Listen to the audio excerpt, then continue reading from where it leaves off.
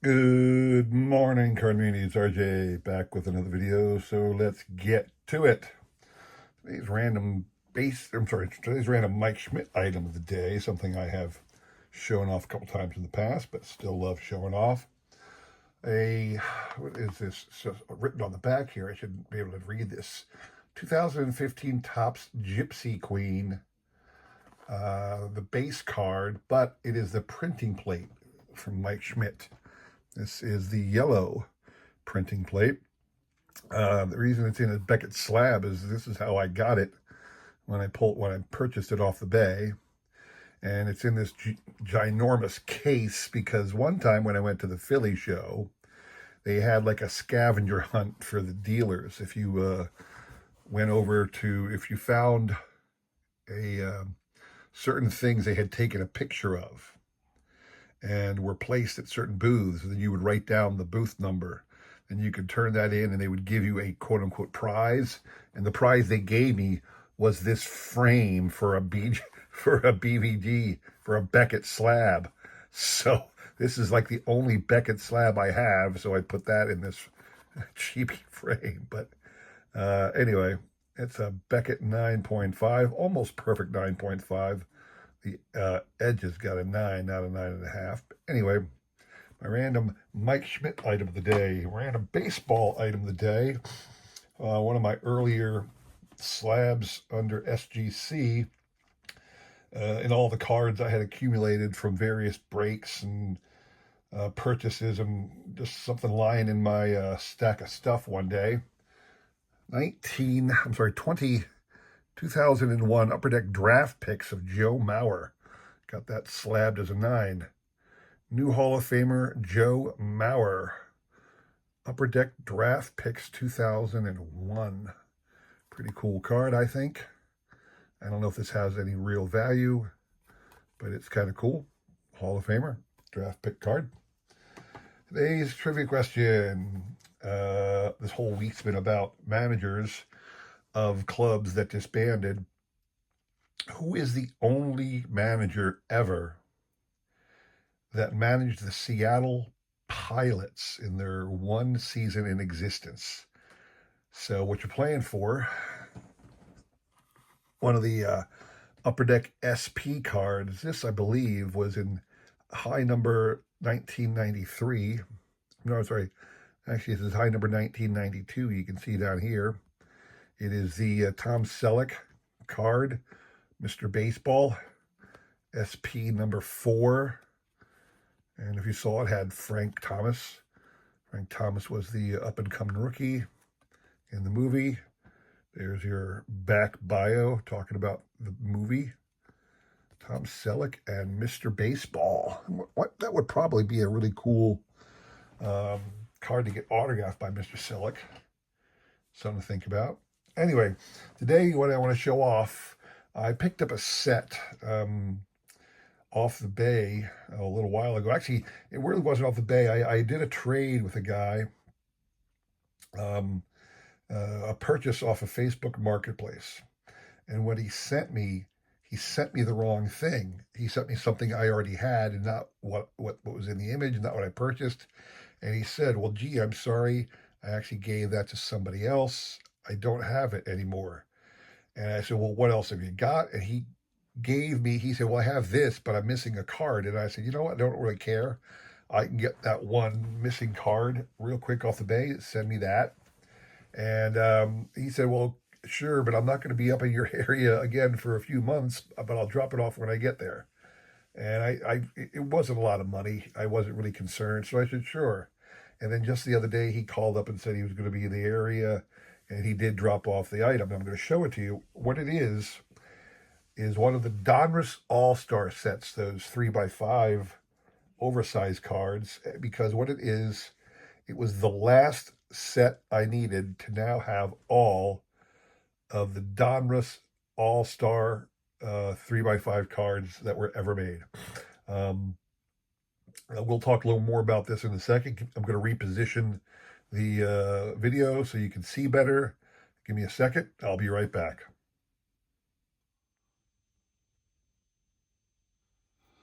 All right, so what you see in front of you is the 1986 set.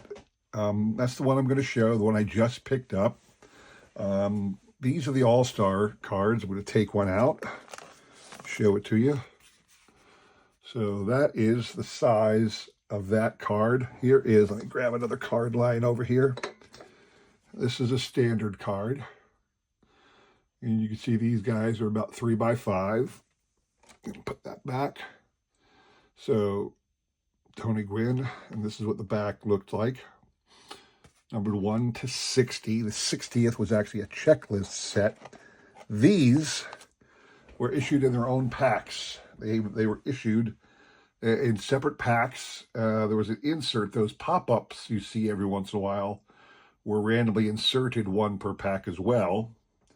And what I have here in the binder in front of you is every All-Star card ever made. Now, all of the 3 by 5 sets ever put out by Donruss started in 1983.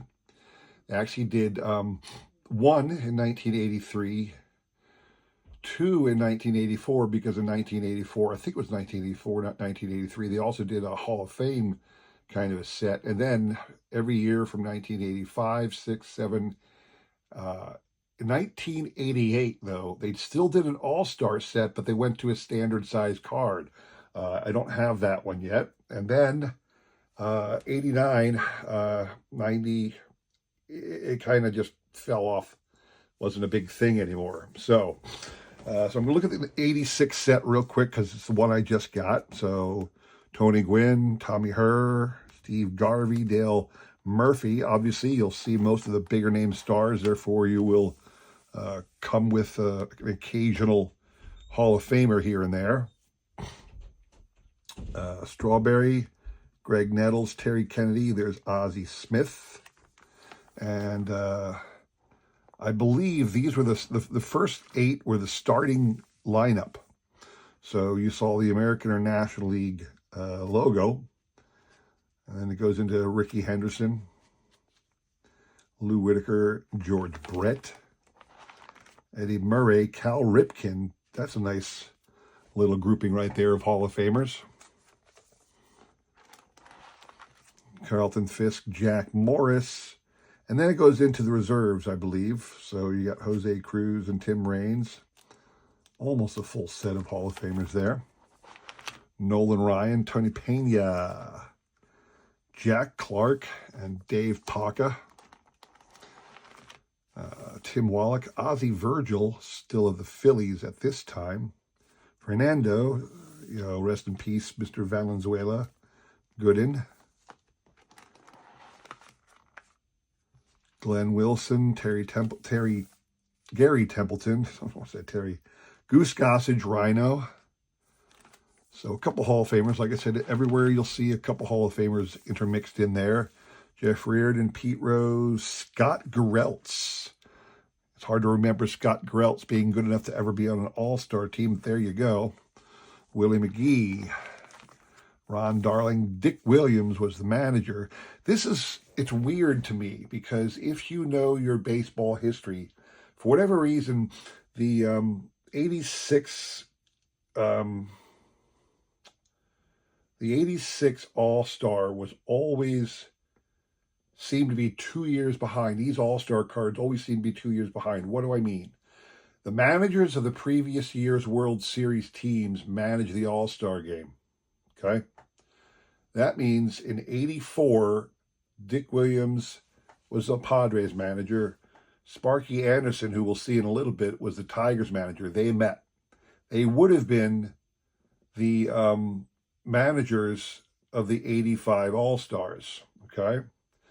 So what you have here is a set issued in 1986 honoring the 1985 All-Stars. So it's odd to see the managers being 2 years behind. It's just weird to me, Anyway, Paul Molitor, Damasco Garcia, getting the American League reserves. Phil Bradley, Dan Petrie, Willie Hernandez, Tom Verdansky, Alan Trammell, Hall of Famer. Wade Boggs, shout out to Wade Boggs fan. Harold Baines, still, I believe, deserving of your Hall of Fame recognition. I don't want to hear it. Not interested in your complaints. That's just me. Jimmy Key, Cecil Cooper, Dave Steeb, Rich Gedman, and then, like I said, Sparky Anderson is the manager with Jay Howell. It happened in the 1985 All-Star, occurred in the Metrodome. Now, this is the last set I needed. So I'm going to go back to the beginning of my binder here real quick and show you all the sets. So the 83 layout, I'm going to flip through it real quick, was horizontal in nature. 84, they started vertical. I've showed off all these before. 84. And then 84, they also put out this set, which shows off various statistic leaders. So you'll see here Babe Ruth season home run records. These were the guys that they highlighted who were the leaders in home run hitting at the time. Then you go to Hank Aaron. It was always a different artist's rendering of a person, career home runs, who had the most career home runs at the time. Love to see Mr. Schmidt in that list. So season home run hitters, career home run hitters. Season batting average, and then Hornsby, career batting average. So it's a set of cards of the all-time greats. This was the Donruss Champion set of 84. And you got Ty Cobb, career hits. Who's a season hits leader? I think I missed that. Season hits, was there a season hits leader? Hornsby was the career batting average leader.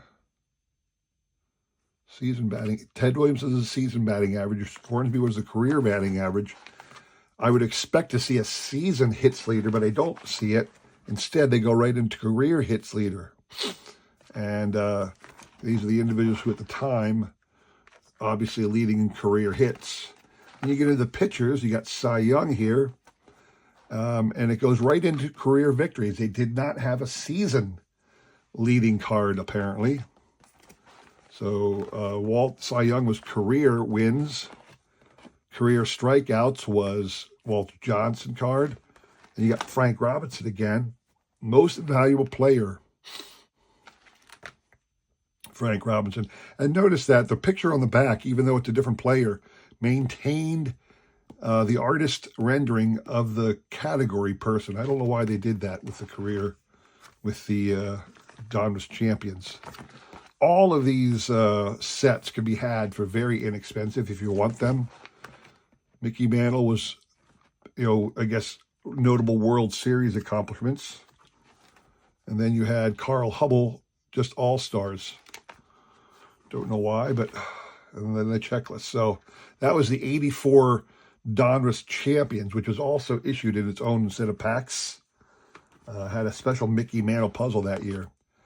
This is what the 85, you can see that the style of the card mimicked the style of the set that year. We just saw the 86 one, and then again the 87 at the end.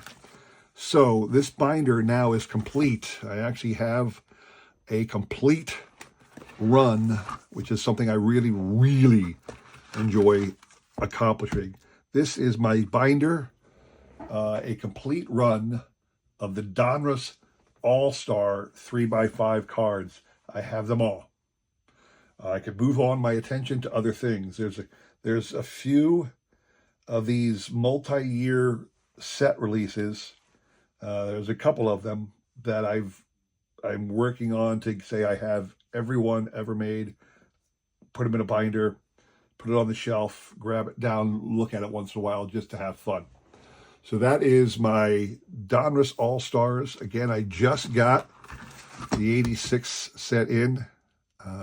Actually missed one card. The one I was missing, believe it or not, let me flip back just so you know, was an unimportant one, but the Jay Howell was actually the one that he had shorted me on. It was like $1 on the bay. So anyway, That's all I have for you today. I hope you enjoyed that. If you did, please consider liking, subscribing, commenting, all that jazz. I really do appreciate your support as I try my best to support everybody else in this great card community. All right. Come back again on Sunday. We'll do the trivia recap and give away those great prizes. Hopefully, I'll be able to send them in right away instead of waiting 3 weeks this time, okay? Anyway, thanks for watching. Have a great week. Take care.